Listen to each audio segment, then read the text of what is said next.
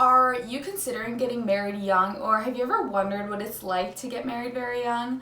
Well, today that is what this video is going to discuss. Hi guys, my name is Lisa Marie. Welcome to my channel, Call It Adulting. Here at my channel, I like to talk about life skills, mindset, self-development, and finances, with a little sprinkle of lifestyle just to keep things interesting. If you're new here, please help me out and hit that subscribe button. I know that can be annoying for YouTubers to ask, but I always gotta ask because you guys are the only ones that can help me reach my goal. So today we're gonna be talking about getting married pretty young. Why am I qualified to talk about this? I am 21 years old currently, and I got married to my husband when I just turned 20 years old, and he was 21 at the time. So I do have the experience of getting married very young, and I really want to just talk to you guys about it today. I will tell you about the pros and cons of getting married very young, and eventually I would like to tell you my advice about getting married young. So let's get to it. Okay, so let's talk about the pros and cons of us being married so young. The biggest pro I would say is that we're setting up a foundation together, and that comes to money and just how we live with each other and our routine and our lifestyle, because we didn't live with each other before we had gotten married. Getting used to living with someone can be difficult just because you both have your habits. Better to break a habit and to tell someone how you feel about a certain thing that they do every day when they're young rather than when they're old. Like making the bed. That's a really little example of what I'm talking about, but making the bed makes me feel like I'm in a clean environment. It makes me feel ready for the day. If I'm able to tell him that we need to start doing that when we're 20 versus when we're 30, it's going to be a lot easier for him to change his mindset about something, and a lot easier for maybe me to not be so strict and set in my ways. You really get to grow up together. And another pro is that we have more years together. So something that makes me very sad, but something I'm very realistic about, is the fact that there's going to be a day that we both no longer are here, and there's only so long that someone can live and spend with someone. It makes me feel very happy that I found my soulmate so young, because we are going to spend a lot more years together and have that many more memories, and I just feel very blessed that we found each other so young. Another pro is that we can kind of put off having kids for a couple of years to take care of our own personal goals. I have my personal goal of graduating with my bachelor's degree in education. I am considering maybe wanting to get my master's. I know deep down I want to get my master's, but I can't say how I'll feel in 2 years because I'm only halfway through school as of right now. And so that is my personal goal. Josh is still in the military, and when he gets out of the military, he will be working full-time, but he also will be going to school full-time. He wants to graduate with his bachelor's degree before we have kids as well, and we still get to spend this time together without taking another huge step such as having kids. We do want to have a lot of kids, but we just want to make sure that before we go through that process and before we make such a big lifestyle change like that first we do things for ourselves and that we set up a great foundation for each other. And so that's another really big pro, is that we can put that off for 5 years, and I'm 21. If we put it off for 5 years, I'll be 26. I think that's a great age to start having kids, and that's just a personal decision for me. If you want to have kids younger, right away when you get married, do that. But for me, that's not what I want right now. And also, before we have kids, I think it's really important to just spend time with your husband, get used to being married.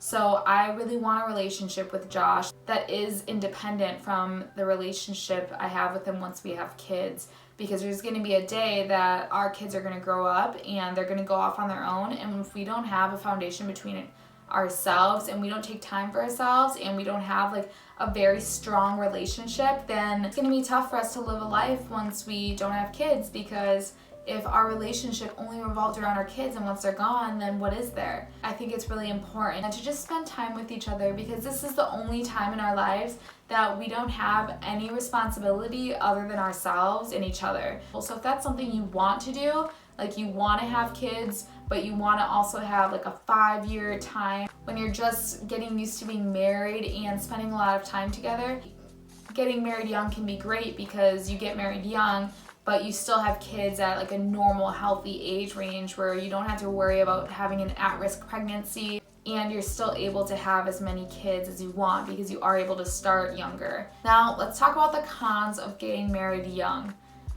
Okay, so people may think that there are a lot of cons to being married young. I hear a lot of people saying like, but what about dating other people and going out and having fun, or just meet someone new and that excitement? I'm going to tell you the trick to not having any cons in a young marriage, and that is to think as cons as pros. Where someone may think about meeting new people for the excitement and how that's a con of being marriage, I have changed my mindset to think I'm lucky that I met the person that I'm meant to be with and someone that makes me feel excited like that so young. Because really, ultimately, what are we looking for when we go out and we're trying to meet new people? It's to find someone that you can spend your life with. I already found that. I did that. That process just happened when I was younger compared to other people. But when I was going to Madison, I was meeting people, and was it fun? Yeah, but did it give me the level of love and satisfaction and wholeness and overall happiness as Josh does? Not even a percentage of what Josh brings me.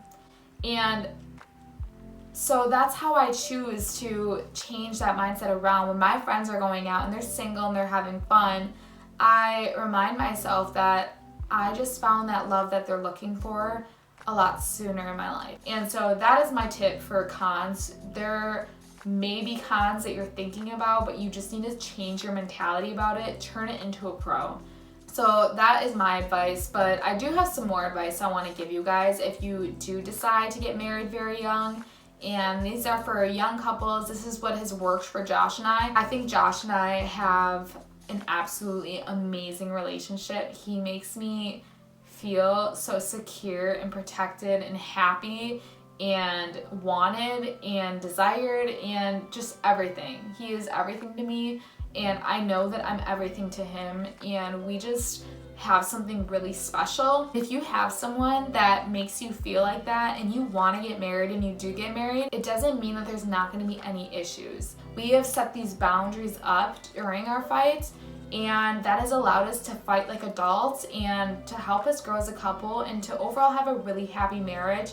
So I want to give you guys my advice to having a happy marriage while you're young. I'm going to give you 12 tips today, and definitely the number one tip is that you need to have a forever mindset when it comes to marriage. So when you're thinking about marriage before you even get married, this is something I would definitely think about before you get married. Ask yourselves, when you think about marriage, you think, oh, well, if it doesn't work out, I can always get a divorce. Like, yeah, I'd be really sad, but it's something that I can always do. Do you think of it that way? Or do you think of it as when you're married, you're locked in for life? I would never resort to divorce. In my mind, it's not a thing for me.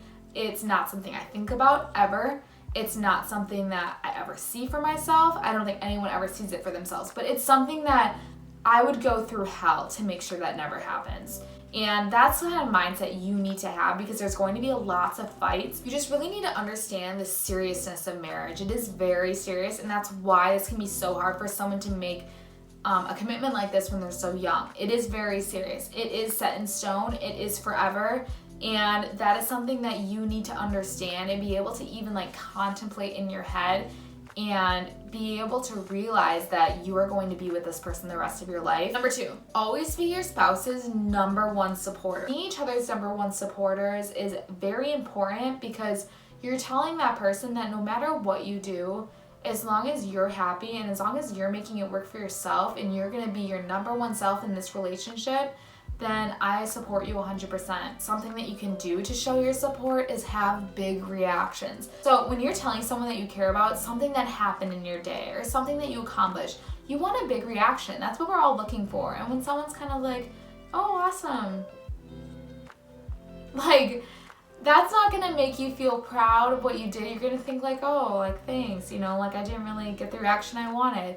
No, give big reactions. Tell them that they're making you proud every day. Tell them that they're amazing and that they work so hard and that they deserve whatever this news is that they're going to tell you. Give big reactions. Number 3, always be honest about your feelings, but you really need to pick and choose your battles, because there are going to be a million battles that you can have every single day. There's going to be something that your husband does or your wife does that is going to bother you to the core, and it's something that probably doesn't matter that much, like that's when you need to decide to pick your battles. Something that's going to bother you and that you can't get over, and that it's something that just like hurts you deep down in the core. Yes, that is a battle worth battling.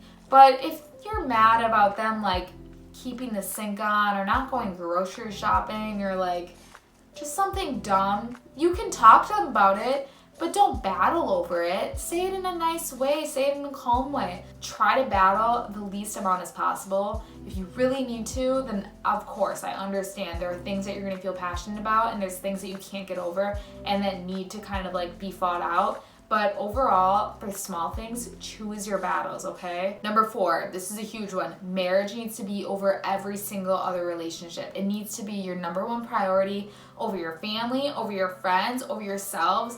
The marriage is the thing that is going to bring your life forward. It is very important that you care for the other people in your spouse's life, like their family and their friends, and you love them and you open up to them. It is important, but it's more important that your marriage is the number 1 priority in both of each other's lives. You need to put your marriage first over everything, over every relationship that you have, because that's the person you're spending your life with. And that brings us to number 5. You need to think of your spouse as your life partner. They're not just like your wife or your husband. They're someone that you go through life with, and you spend every single day with them, and you schedule your lives around each other. You really much so don't need to be attached at the hip, but you do spend a lot of time together. And especially if you share everything like Josh and I do, our lives are together. And I think of him as my life partner. So for example, when we're arguing, I ask myself, is it worth it to be upsetting my life partner like this? Like, is it worth it?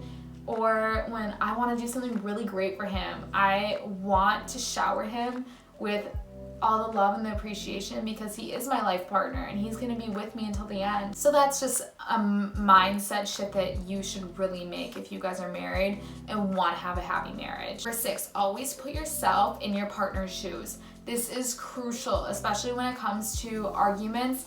I try to be very aware of how I'm making him feel. It's the same concept as treat people the way you want to be treated. You hear that when you're young, and it can be really hard to forget when you're married that you need to be doing the same thing. But truly, like when you're arguing about something, you need to treat someone the way you would want to be treated. Don't resolve to low blows. Don't call each other horrible names. Don't tell each other you hate each other, because think about it from their point of view. Is that something you're easily going to be able to get over? Is that something you could get over easily? I couldn't. So I would never say that to someone, and especially my husband, my life partner. Just think of things in their point of view. If they want to hang out with their friends and they've been hanging out with you every single weekend, think about it from their point of view. Like, would I want to hang out with my friends? Yeah, I would. Like, say okay then. Like their lives, although it very much revolves around you, it's not always about you. It's very crucial that you keep that in mind. Number 7 is always say I love you. If you're the type of person that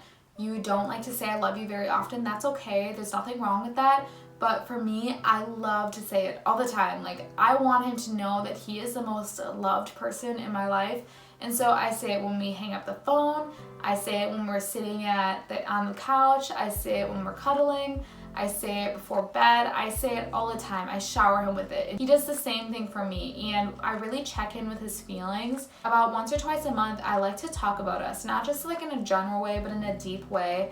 I like to talk about how happy he makes me and how in love with him I am, and I really need to make sure that he knows that he is someone so special to me and that I will always put him first, and that he has me like through thick and thin. I will always be there for him, and I will always be his rock, and I'll always put him first in my life. Like, I need to know that he knows that. I tell him that like once or twice a month, and those words can really make someone feel special and make them like be in love with their relationship with you.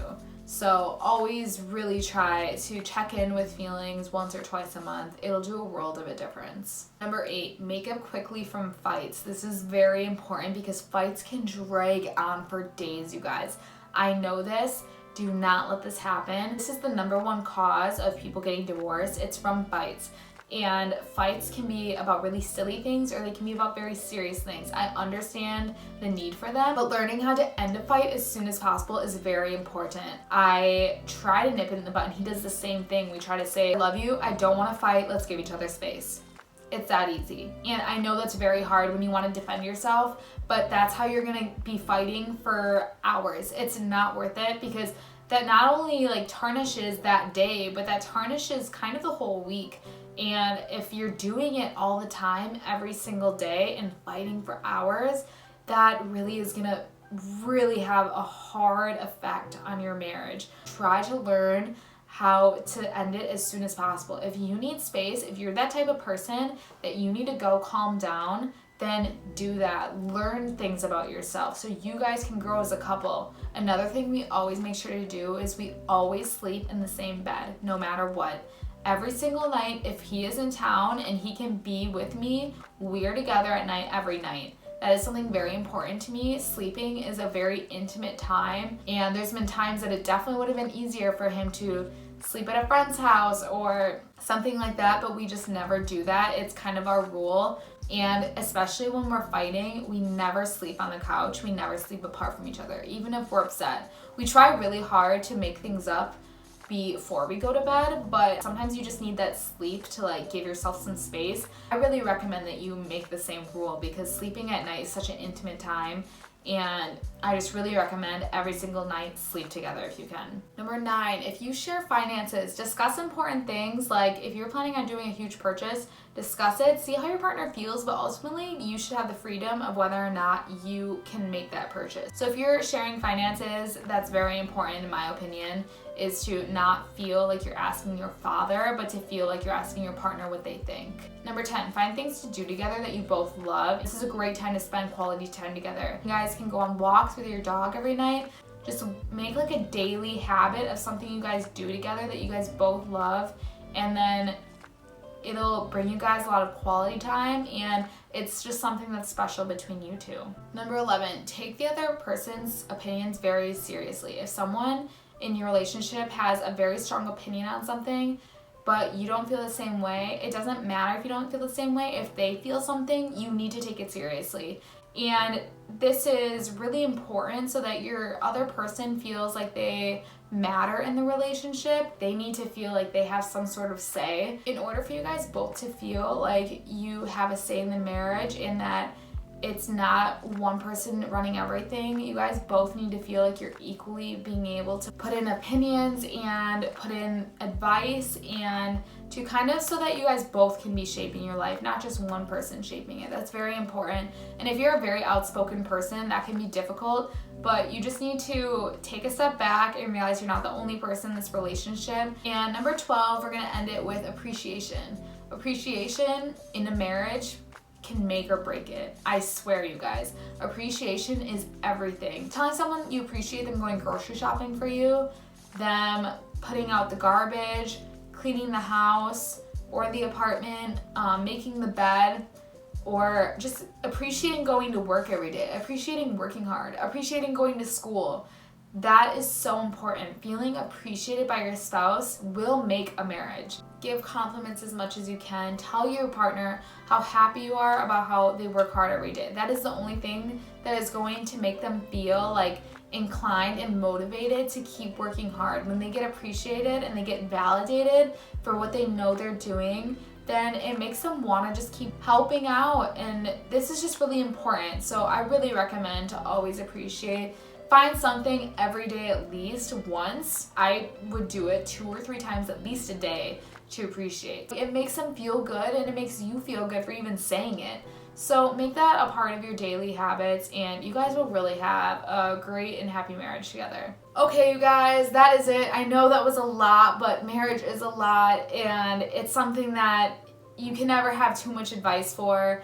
Another thing that to keep in mind is, while yes, I did give you all this advice, you know your marriage better than anyone else. Don't ever compare your marriage to someone else. Everyone's just trying to do their best. Think about what's gonna make you guys work and what's not gonna make you guys work. My advice isn't gonna work for everyone. It works for me, but I think if you at least choose that some tips here and there, it really will make your marriage like incredible. And I'm so happy, and I just want everyone else to feel so happy. I want you to realize that being married young can be so amazing, and that you guys can make it work. You might have to do a little bit of research, like watch videos like this, but if you're being mindful about the type of energy you're putting out in your relationship and the type of knowledge you're taking in and what you can give back to your partner, you guys will have an amazing relationship. Bye guys, it was so much fun hanging out with you. That is it, I am done. I hope you got a lot of value out of this video. I hope to make so many more videos like this. Please hit subscribe if you'd like to tune in and get notified every single week about the new video. That'll help you develop yourselves further and help you develop life skills and different mentality shifts that you need to make as you grow into adulthood. And yeah, thanks for hanging out, you guys. Please comment down below if you have any questions about young marriage, any questions about my advice. If you want to talk to me about your situation, I would love a private email from you. Anything really, I would really love to give you my advice, and thank you so much for giving me your time today. So have a great day and stay thriving.